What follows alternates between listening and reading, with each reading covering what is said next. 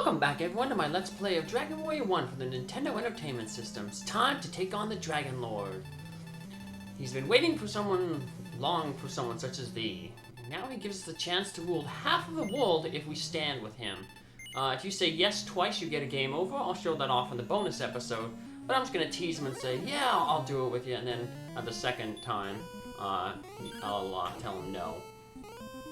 So, that prompts this fight with him. It also prompts if you say no the first time, so. But, Dragonlord ain't too hard. We got lucky that he tried to cast the Stopspell on us. And if he does that, it's never gonna work because we have Erdrick's armor. So, you didn't get to talk too much about him. He has a 25% chance to cast Stopspell. And then, otherwise, if he doesn't cast Stopspell, then he has a 75% chance to cast Hope more, or otherwise he'll attack, so. But after we defeat him, he reveals his true form, the Dragonlord's second form. It's a big, huge dragon. Him and the slimes are the only ones that have set hit points. So he has set hit points of 130, so I was trying to keep track as I went through this here. Pretty much no spells work on him. He has resistances to Sleep, Stopspell, and Hurt, all at 93.75%. So it's very hard to get something to work on him. The basic strategy is just basically if you get around 50 hit points, cast your Heal More spell, and hopefully you just outlast him. So. A lot of times that means you only get, one attack on him between heals. If you get lucky, you'll get 2 or 3. But this is why we wanted to save up all that MP that we had. So we have as many chances to cast the Heal More spell as possible. So as long as you, like I said, 50 is a good point to heal yourself if you're under 50 hit points. So.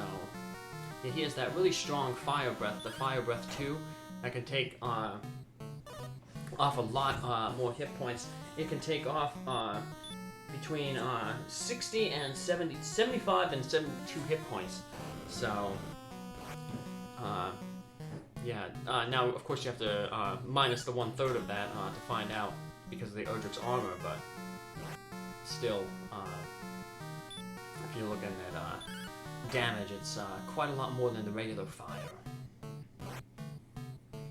So, the good thing is,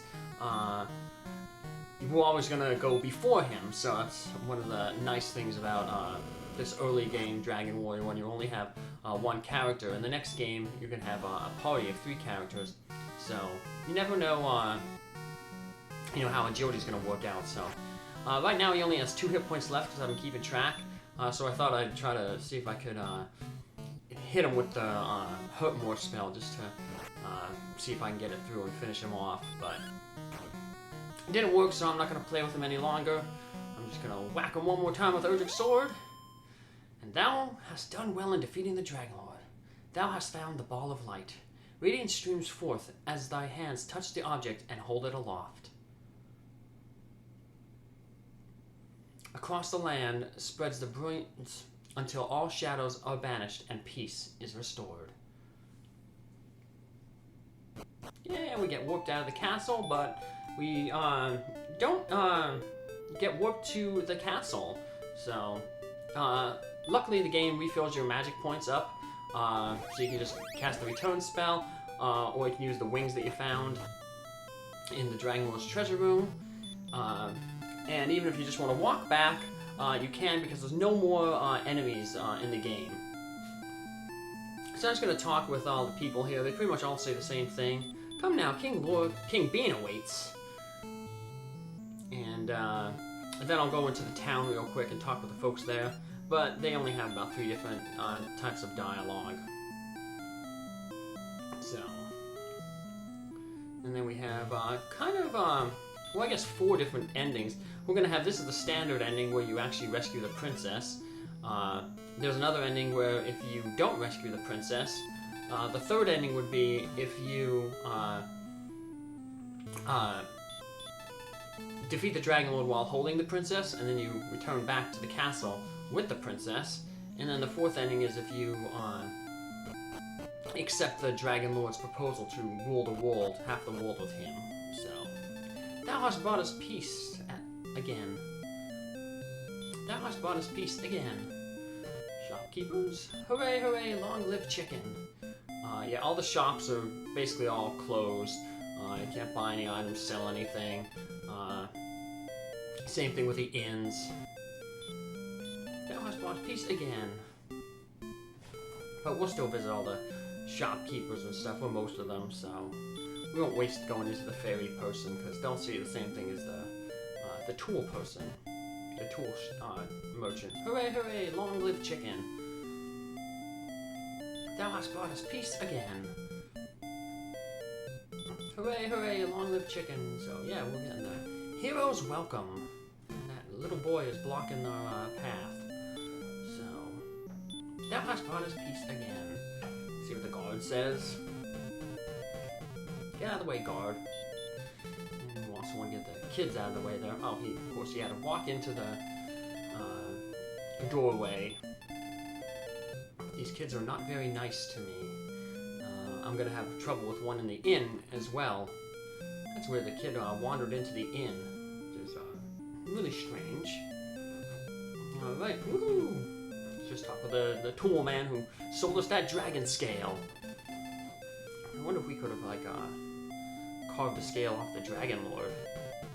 I wonder how much defense that would give. I heard that, initially they planned on just, that it was, like, supposed to be the Dragonlord's pet dragon.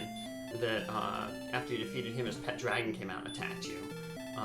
But they thought that would be kind of like anticlimactic, that the Dragonlord wasn't the final enemy, so they just had him have a, you know, an evolved form, which is very similar to a lot of like Final Fantasy games, where the final boss has this weird, unique form, especially if you fought them earlier.